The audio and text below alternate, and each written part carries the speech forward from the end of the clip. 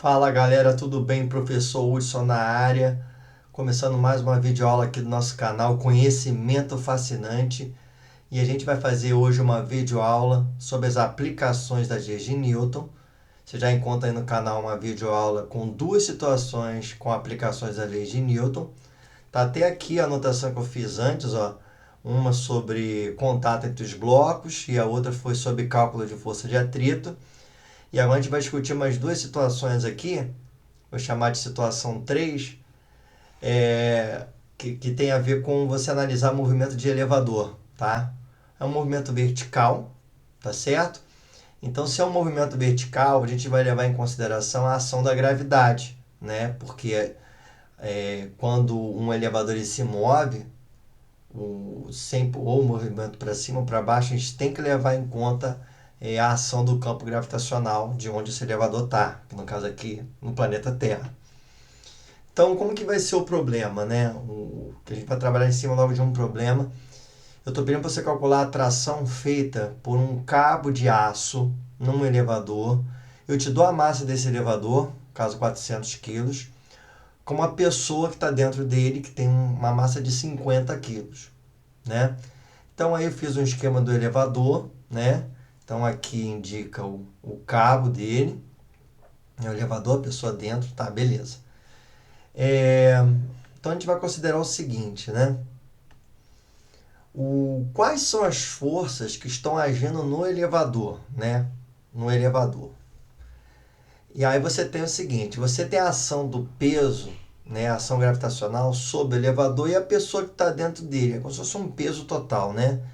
Então aqui eu vou desenhar, tá? Uma força para baixo, tá em vermelho, é o peso total que eu vou chamar de PT, peso total da situação, tá?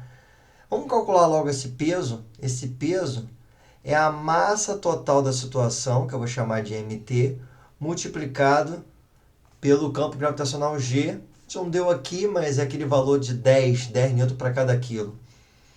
Então essa massa total vai ser o quê? Massa total é 400 do elevador mais 50 da pessoa, dá uma massa total de 450. 450 vezes 10, né? Esse campo gravitacional vale 10. Então, isso vai dar 4.500. O que? Newtons. 4.500 newtons de força. A Terra está puxando esse conjunto todo para baixo com essa força. E nós temos, vou desenhar até com outra cor aqui, verde, uma força para cima, que é feita pelo cabo do elevador, que é a força de chamar de força de tração, né? A tração do cabo para cima, né? Então essa força para cima, ela vai estar contrabalanceando a reação da gravidade, mas eu vou te mostrar como. Bom, olha só, o que vai acontecer? Na verdade, um motor do elevador, ele aumenta ou diminui a tração transmitida para o cabo. Então, na verdade, o tempo todo essa tração ou aumenta ou diminui ou se iguala com a ação do peso para que haja o movimento que se quer ter. Então, por exemplo, na letra A, eu estou pedindo você calcular a tração para o elevador subir com uma certa aceleração. Né? Então, se vai subir, o que vai acontecer? A tração ela tem uma intensidade maior do que o peso do elevador. Então, você vai fazer assim, ó. Você vai pegar na letra A, pegar a letra A, deixa eu... Você vai fazer assim, ó. A gente vai aplicar a segunda lei de Newton dessa forma aqui, ó. Força resultante Fr é igual a massa total, né? Porque você está aplicando sobre a massa toda, multiplicado pela aceleração A. No lugar do Fr, da força total, você vai colocar essa diferença entre as forças. Porque como a tração tá mais intensa do que o peso, você vai escrever assim, ó. Tração subtraída do peso total é igual a massa total da situação mt multiplicado pela aceleração que foi dada no problema. Aí aqui você vai inserir as situações, ó. Tração, que é a sua incógnita do problema, menos esse peso total, que é 4.500. A massa total, você coloca aqui, é 450. E a aceleração que esse conjunto está tendo, eu dei o valor para você, 1. Aí você faz essa continha aqui. A tração vai ser igual. 450 vezes 1 é 450. E esse menos 4.500 passa para cá, mais 4.500. Isso aqui está tudo em Newton, tá? Então você vai somar, vai dar 4.950. O que? Newtons. Tranquilo? Então a letra A é isso. Aí a letra B eu peço para descer com uma aceleração. O que significa descer com uma aceleração? A tração ela vai ter que diminuir para que o peso seja maior e aí o conjunto acelere para baixo. Então o que é que vai mudar aqui? O que vai mudar é o seguinte, fazer com uma outra cor. A letra B, você vai escrever a mesma coisa que escreveu na letra A. Força resultante é igual a massa total vezes aceleração. Só que, como você quer que acelere para baixo, a tração diminui, o motor transmite uma tração menor do que o peso. Então, no lugar do FR, é peso total menos a tração igual a massa total vezes aceleração. Aí aqui, percebeu que inverteu? Porque a força que está para baixo é maior do que está para cima. Aí você coloca aqui o peso total é 4.500, que é aquele que a gente fez lá em cima, aquele cálculo, menos essa tração que a gente não sabe, o que é uma nova tração, tá? A massa total é 450 e a aceleração que eu dei foi de 2 da letra B. Vai acelerar para baixo, 2. Então isso aqui, fazendo rapidamente, ó, fica como? Ó, 4.500. Esse 450 vezes 2 dá 900, eu passo para cá, fica menos 900, e a tração eu passei para cá. Eu quero achar o valor da tração positiva, né? Ou só você passa para lá, passa para cá, multiplica por menos 1, vai chegar nessa conta aí. Então essa tração vai dar 4.500 menos 900, vai dar quanto? 3.600. 3.600 newtons. E a letra C... vê se você está calibrado com as leis de Newton. Para se mover para cima ou para baixo com uma velocidade constante, e qualquer que seja essa velocidade, tá? Eu posso te dar até um valor numérico de velocidade. Subir com uma velocidade tanto. Se eu falo para você que é com velocidade constante, tá? A força resultante vai ser 0. Se vai ser 0, né, uma força para cima e uma para baixo, resultante sendo 0, uma tem que ser igual a outra. Então, na letra C, vou fazer de marrom, a força resultante é 0 da situação, para qualquer valor de velocidade que você possa imaginar desse elevador. E aí, essa tração, deixa o negócio parar aqui, a tração vai ter que ser igual ao peso total, tá? Que você já calculou lá em cima, 4.500. Beleza? Então aí gastamos aí 8 minutos para essa explicação. Então vamos lá, é um tempo bom. Vamos para a situação 4, tentar ser o mais objetivo possível nessa situação. Vamos analisar um movimento ou um possível movimento de uma caixa que eu coloco do alto de uma rampa. Essa rampa ela oferece atrito. E aí eu atribuí essa massa dessa caixa tem 5 quilos. Eu te dou os valores dos coeficientes de atrito estático e dinâmico, são esses valores aqui, 0,5 e 0,3, respectivamente. O campo gravitacional 10. Como é que você ataca esse problema? Bom, vamos lá. Se essa massa aqui ela escorregar, ela vai escorregar ao longo desse plano aqui, ó. Ela vai escorregar ao longo do plano da rampa, aqui, ó. Assim, ó. Estou tracejando aqui agora, ó. Tá? Então, a gente vai fazer o seguinte para analisar esse problema, tá? Eu vou desenhar um sistema de referência aqui passando paralelo ao plano e vou desenhar uma reta aqui, ó, que seja perpendicular, né? Ó, aqui eu vou chamar de eixo X e aqui eu vou chamar de eixo Y. Bom, se há a possibilidade aí dessa caixa escorregar, então a gente já sabe que tem que ter atrito, né? Tem atrito na situação. Então eu tenho a seguinte situação de forças, né?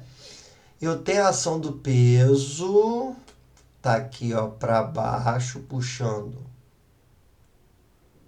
essa massa para baixo, peso. E eu tenho a força normal que tá aqui, ó, até desenhar com outra cor. Aqui, a força normal de apoio, ó. Tô desenhando de verde. Ó, para cima assim, ó. Chamar de força normal Fn. Qual o problema aqui qual é a situação que você vai ter que fazer um pouco diferente, né? A gente vai ter o seguinte, essa força peso, tá vendo que ela tá fora desse sistema de referência que eu desenhei? Tem uma parte dessa força que está na direção da rampa e tem uma outra parte que está na direção dessa reta normal. Então a gente vai fazer o que a gente chama de projeção da força. Essa projeção é o seguinte, por exemplo, tem uma parte aqui, ó, a gente faz a projeção da força assim, ó.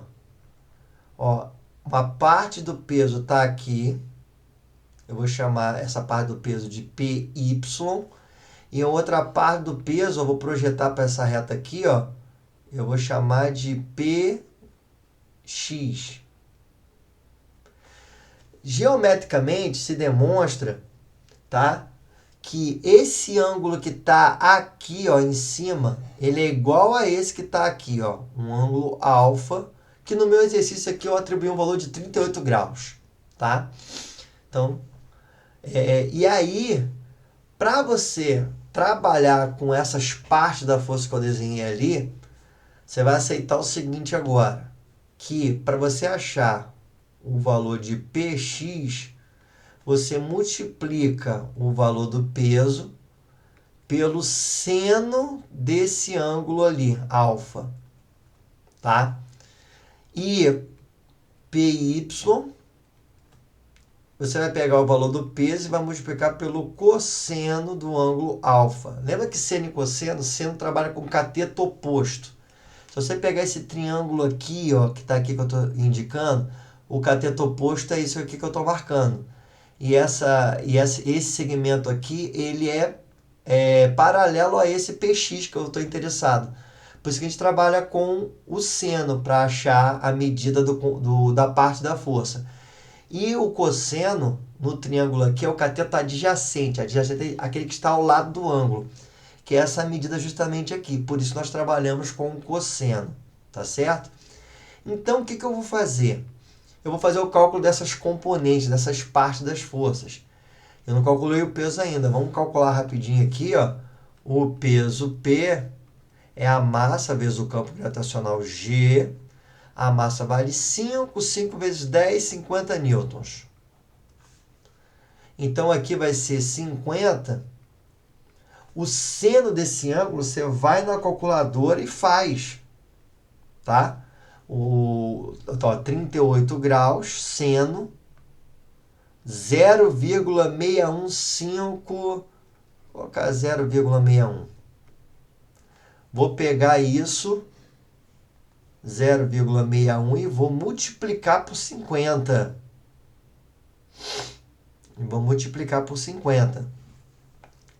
Deu 30,5 newtons. Deixa eu só... E vai fazer a mesma coisa aqui com cosseno. 50 vezes o cosseno desse ângulo. Você pega aqui, põe 38, cosseno. Deu 0,7888, vou colocar 0,79. Vou fazer um arredondamento aqui, vou trabalhar com duas casas decimais. Pego isso, 50 vezes 0,79, 39,5. 39,5 newtons. Então, vou trabalhar com essas componentes aí, você vai entender como. Olha só, a força que Px, que é a parte do peso que está na direção da rampa, vale 30,5, né? E aí eu sei que o que pode impedir essa caixa de escorregar é um atrito aqui por baixo. Ó. Desenha esse atrito aqui, a força de atrito FAT. Eu só não sei se esse atrito é estático ou é dinâmico, na verdade.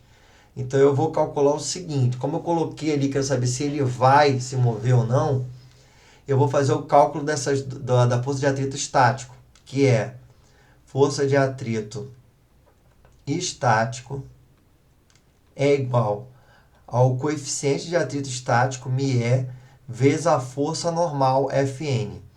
Só que essa força normal Fn, a gente não sabe o valor dela, mas olhando aqui, a força verde ela tem que estar equilibrada com a parte do peso que eu chamei de Py.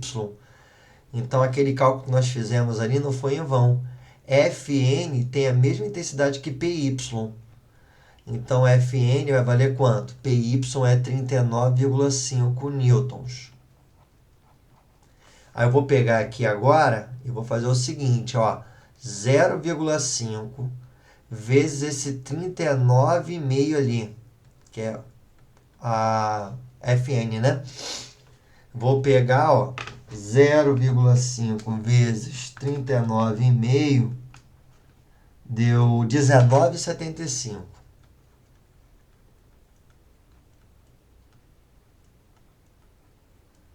19,75 newtons. Ou seja, olha só o que acontece. Como a parte do peso que está na direção da rampa é maior do que o atrito estático que a rampa pode fazer, essa caixa ela vai se mover. E dá até para te calcular com que aceleração ela vai se mover. Ela vai se mover o seguinte, como a gente já sabe que ela vai se mover, o atrito que ela vai experimentar é o atrito dinâmico, é o FAT dinâmico, que eu estou chamando de FAT, entre parênteses D. Aí você vai pegar o coeficiente dinâmico vezes a força normal, o coeficiente dinâmico está lá em cima, 0,3, vou multiplicar pela força normal, que tem essa mesma intensidade aqui, 39,5. Ó, 0,3 vezes 39,5 dá 11,85. 11,85 newtons. Professor, faça o que com esse valor agora? Bom, eu tenho o seguinte, a caixinha vai acelerar para baixo. Então, a aceleração dela, é a força resultante dividido pela massa dela. A força resultante você vai subtrair Px desse atrito dinâmico. Px é aquele valor 30,5 menos o atrito dinâmico, que é esse 11,85. Você vai dividir isso pela massa, que é 5. Então, vamos fazer essa conta aqui, ó. 30,5 menos 11,85, isso dá 18,65. Dividido por 5 dá 3,73. E a unidade de medida, metros por segundo ao quadrado. Fechamos, tá? E presencialmente eu devo dar um reforço dessa explicação também para você. E é isso aí. Espero que você tenha acompanhado aí a solução e até a próxima.